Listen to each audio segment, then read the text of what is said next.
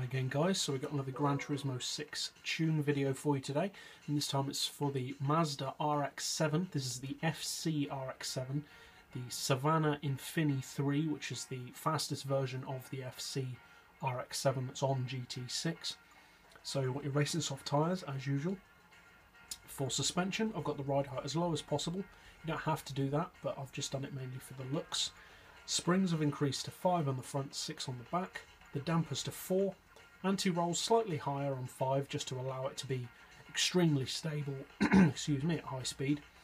Camber also slightly higher than usual on 2.5 for the same reason. We've got neutral toe as always. For the gearbox we have an auto setting of 261 as you can see. I haven't adjusted any of the individual gears and I've gone for a final drive of 4. For the diff, low initial torque, high acceleration and low braking as always. All the power upgrades obviously, and I have fitted NOS on this one because I particularly like the car. And obviously you want weight loss. Traction control is also turned off as usual.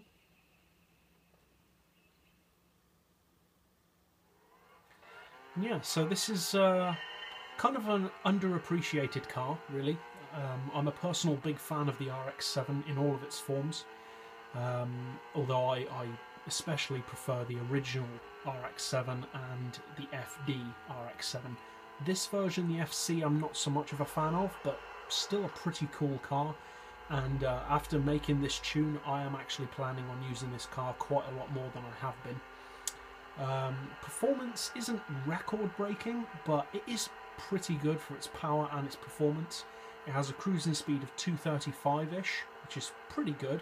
I feel like you could probably squeeze a little bit more out of it, but I've left it on the 235 mark just so that you guys can adjust it if you need to.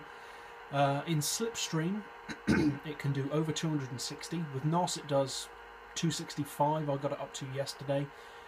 So north of 265 with draft. It was almost redlining at that point.